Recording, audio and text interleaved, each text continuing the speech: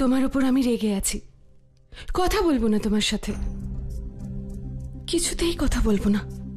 তাহলে আপনি আমায় আলিঙ্গন কেন করলেন? ক্ষণিকের জন্য ভুলে গিয়েছিলাম তোমাকে দেখে, কিন্তু আমি তোমার উপর অত্যন্ত রেগে আছি।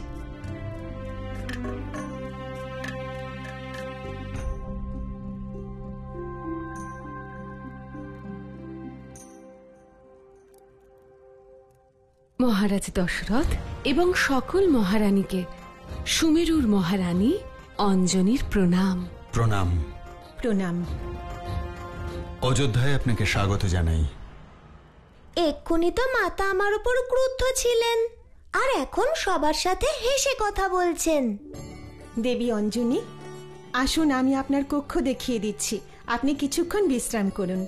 চলুন মাতা, আমি আপনাকে নিয়ে যাচ্ছি।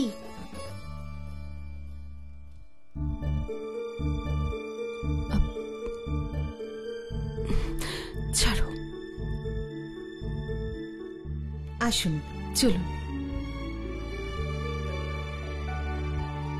মনে হচ্ছে মাতা সত্যিই ক্রুদ্ধ হয়ে আছেন। ওনাকে শান্ত করব কি করে?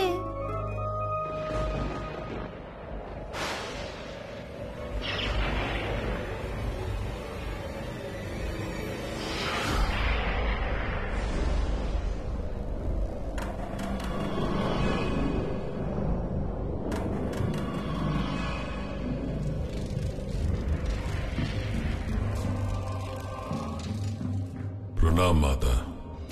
বিজয়ী হও।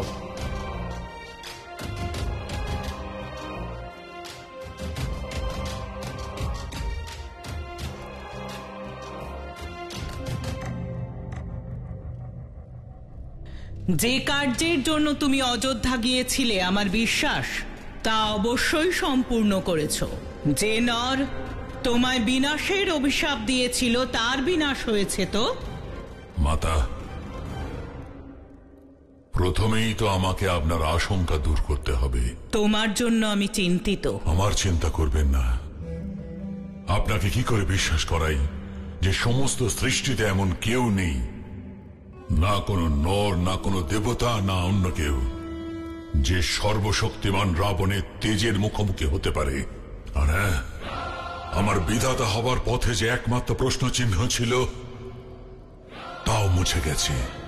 অর্থাৎ রণভূমিতে আমার পূজ্য পিতা এসেছিলেন, যিনি আমাকে পিতৃঋণ থেকে মুক্ত করে গেছেন। সেই জন্যই আমি খালি হাতে ফিরেছি, কিন্তু আমার সেই জন্যে বিশেষ দুঃখ নেই, কারণ আজ থেকে মহাবলী রাবণ পূর্ণরূপে বিধাতা। ময়ম রক্ষম মহা। আজ্ঞা করুন।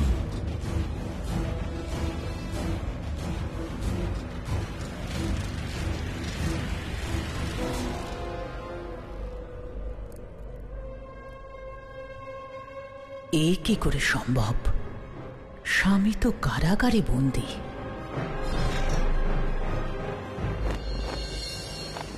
আমার তো মনে হয় মারুতি আমাদের জীবনে ঈশ্বরের আশীর্বাদ হয়ে এসেছে। যদি মারুতি না আসতো, আমি আমার জীবনে মাতৃত্বের সুখ থেকে বঞ্চিত হয়ে যেতাম।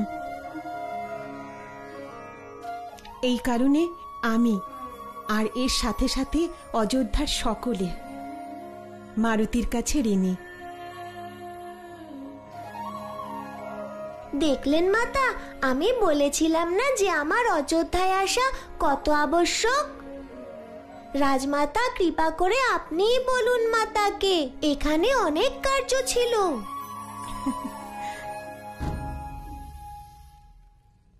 প্রথমে তুমি এখানে এসে বসো, আমি আপনার জন্য ভোজনের ব্যবস্থা করছি। হ্যাঁ মাতা, কৃপা করে একটি থালা নিয়ে আসবেন। কতদিন পর দেখা হলো মাতার সাথে। আমরা এক থালাতেই ভোজন করব, তাই না মাতা? দিদি, আমার খিদে নেই, ভোজন করেই এসেছি।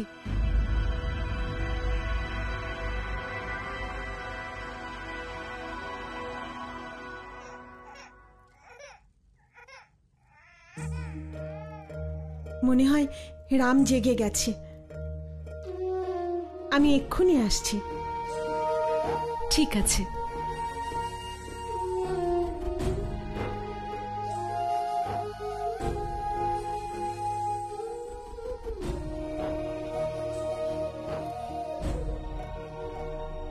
আমায় ক্ষমা করে দিন মাতা। কিসের জন্যে? সে তো আপনিই জানেন, আপনিই তো রুষ্ট হয়ে আছেন। মাতা, আপনি জানেন কত প্রতীক্ষায় ছিলাম আমি, কত কিছু বলার আছে আপনাকে। এই বলতে চাও তো যে এখানকার ব্যস্ততার জন্য আপনাকে আমি ভুলেই গিয়েছি? এরকম নয় মাতা, এখানে প্রভুর কার্য ছিল, তাতেই ব্যস্ত ছিলাম। আর সেই কারণে সংবাদও পাঠিয়ে দিলে যে আমি এখানে আনন্দে আছি, সুমেরুতে ফিরতে পারবো না। একবারের জন্য মনে হলো না এই কথা শুনে আমার কি অবস্থা হবে? আমি ভুল করেছি মাতা, আপনাকে কষ্ট দিয়েছি। আমায় দণ্ড দিন, আপনি যা বলবেন তাই করব। তাই নাকি? ঠিক আছে, আমি বলছি যে তুমি আজই আমার সঙ্গে সুমেরু ফিরে যাবে। তুমি তা করতে পারবে?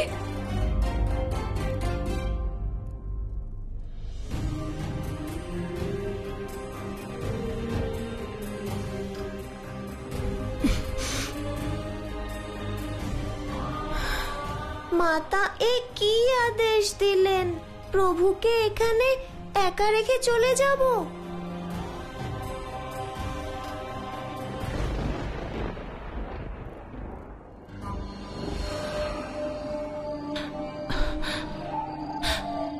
কারাগারের সৈন্যরা কোথায়? যাও, খোঁজো খোঁজো। আমার সন্দেহ হচ্ছে তোমরা যাকে দেখেছিলে তারই অবয়ব নয় তো? না রাজমাতা, মুনিবর বাস্তবেই অযোধ্যায় এসেছিলেন, আর উনি আপনার ওপর আর বিধাতার ওপর ক্রুদ্ধ হয়েছিলেন। সুবাহু, কিছু করো। হ্যাঁ,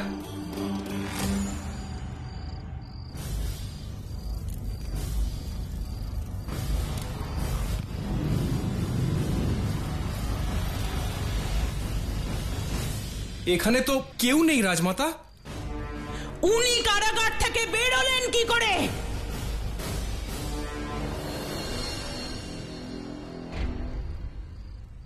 রাজমাতা, এখানে কিছু রয়েছে।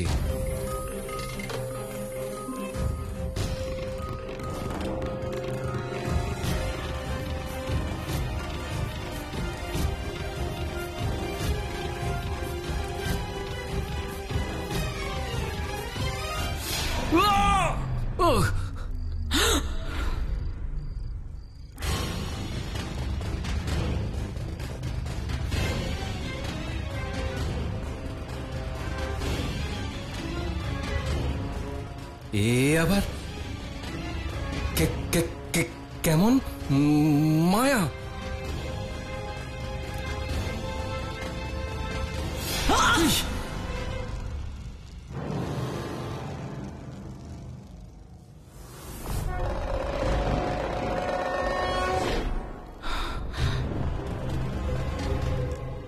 এ কোনো মায়া নয়, এ মহাদেবের ভস্য।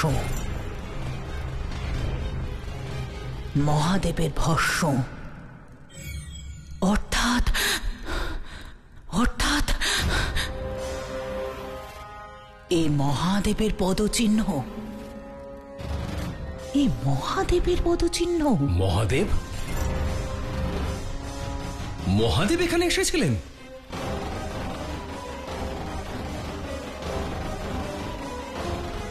রাজমাতা, চলুন।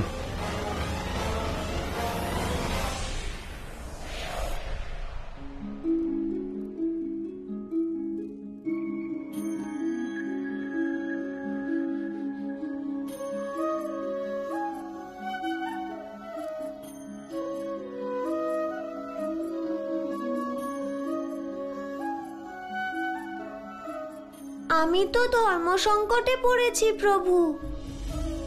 মা তো আমার উপর রুষ্ট।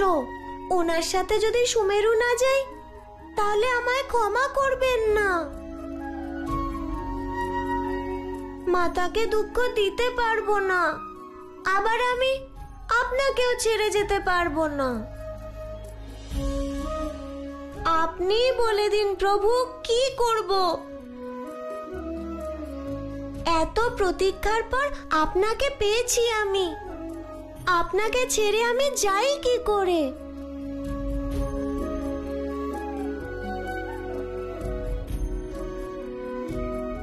এখনো তো আপনাকে দু চোখ ভরে দেখতেও পাইনি, না আপনাকে ঠিক করে সেবা করার সুযোগ পেয়েছি।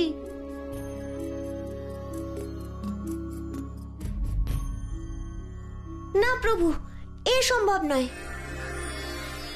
আমি যাচ্ছি, মাতাকে বলে দেব যে ওনার সাথে আমি সুমেরু যেতে পারবো না।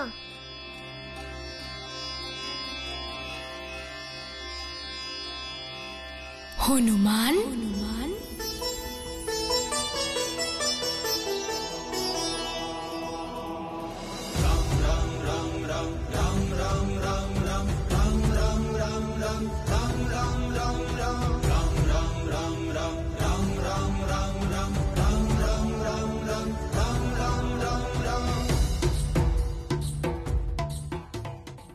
প্রণাম প্রভু। তুমি ভক্তির জন্য মাতাকে পুনরায় কষ্ট দেবে? হনুমান, মাতার আজ্ঞা পালন না করা সঠিক কি? সঠিক নয় প্রভু, কিন্তু আমার কাছে আর কোনো উপায় নেই যে। হনুমান, এই সংসারে মাতার স্থান সর্বশ্রেষ্ঠ। আমি আমার মায়ের আদেশকে সবসময় সম্মান করি, কিন্তু আপনাকেও যে চোখের আড়াল করতে পারবো না প্রভু। আমি থাকবো সুমেরুতে আর আপনি অযোধ্যায়। আপনার সাক্ষাৎ পাবো কি করে?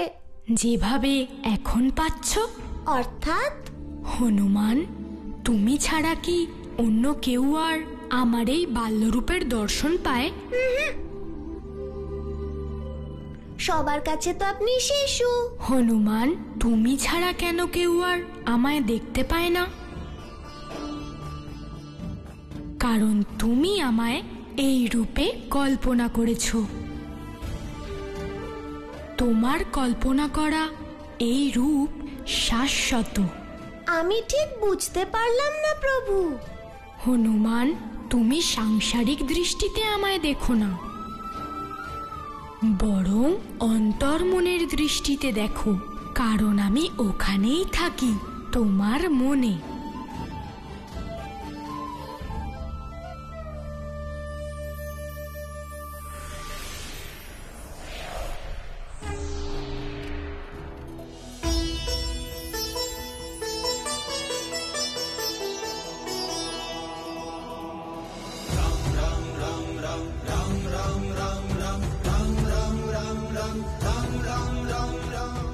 জয় শ্রীরাম।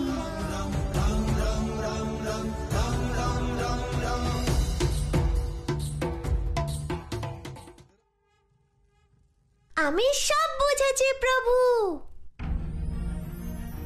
যেখানেই থাকি না কেন, আপনার দর্শন পেতে হলে আপনাকে আমার অন্তরে দেখতে পাবো। এমনিতে সমগ্র সংসারে শ্রীরাম বসবাস করেন, কিন্তু হনুমানের অন্তরে বাস করে জয় শ্রীরাম। ক্রোধের বশে আমি মারুতিকে বলে তো দিলাম যে আমার সঙ্গে সুমেরু ফিরে যেতে হবে, কিন্তু আমার মনে হয় না যে ওর ফিরে যাওয়ার ইচ্ছে আছে। এই কথা শুনে ও দুঃখ পেয়েছে। আপনাদের সাথে ওর আত্মিক টান তৈরি হয়েছে, বিশেষ করে রামের সাথে। আমার এই মনে হয় যেন দুজনের কোনো পূর্ব সম্পর্ক আছে। রামও মারুতিকে ছাড়া থাকতে পারে না। কান্না শুরু করলেই তখন ও মারুতির কাছে গিয়ে কান্না ভুলে যায় আর খিলখিল করে হাসতে থাকে। এরকম ভালোবাসা আমি তো আজ পর্যন্ত দেখিনি। এই পরিস্থিতিতে ওদের দুজনকে পৃথক করা আমার সঠিক বলে মনে হয় না, কিন্তু যেতে হবে। আমি বুঝতে পারছি।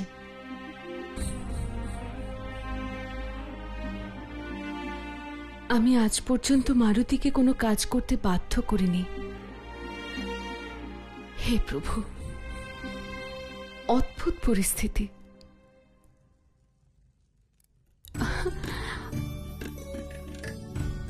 আমাকে ছেড়ে আপনাকে কোথাও যেতে হবে না, প্রভুকে ছেড়েও আমি কোথাও যাব না।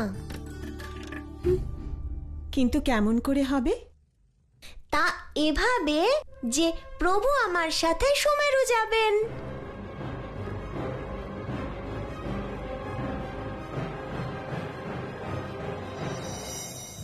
মারুতি, রাম এখনো শিশু, ও মাতাকে ছাড়া এখন থাকতে পারবে না। তাহলে তোমার সঙ্গে সে সুমেরু কি করে যাবে? প্রভু রাম যে আমার অন্তরে বাস করেন, তাই আমি ওনাকে আমার সাথে নিয়ে যাব।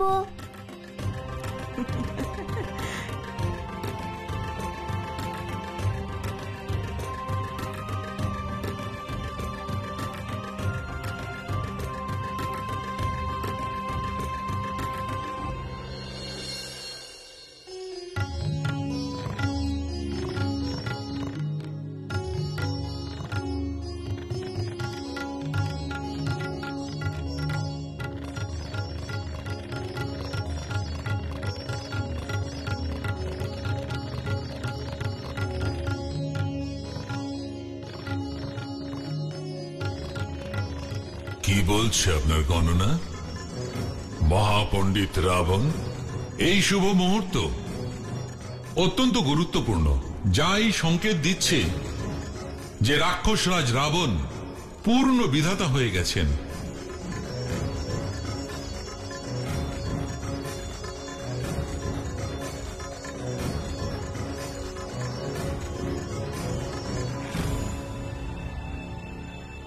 बदेह मित्रम स्कंधे जावत काल विप्रायम अथीब मागति काली भिंद्यात घट निवास मुनि।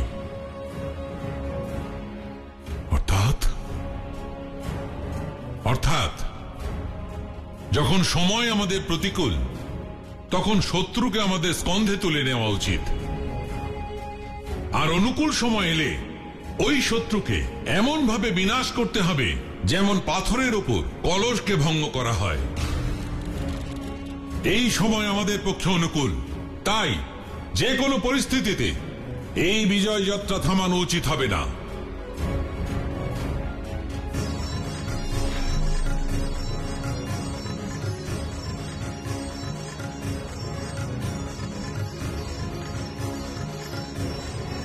যদি কোনো অশুভ সংকেত আসে, তার জন্য বিচলিত হয়ো না, নিশ্চয়ই এর অন্তর্নিহিত কারণ আছে।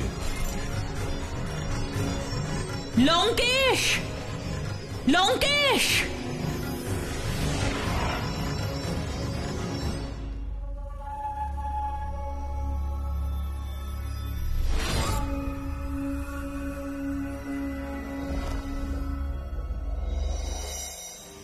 লঙ্কেশ!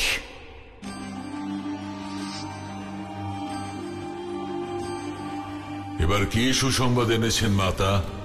কেবল সংবাদই নয়, প্রমাণও নিয়ে এসেছি আমি। ওই দেখো,